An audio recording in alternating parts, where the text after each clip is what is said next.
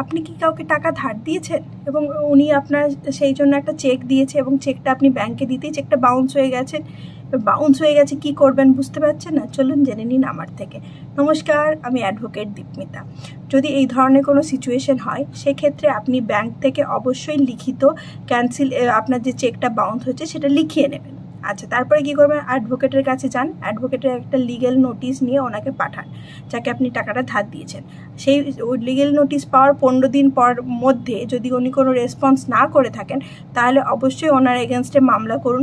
মামলা কোথায় করবেন? আপনি ইনস্ট্রুমেন্ট নেগোসিয়েশন অ্যাক্ট 1881 সেকশন 138-এ এই চেক রিলেটেড সব ইস্যু নিয়ে বলা আছে।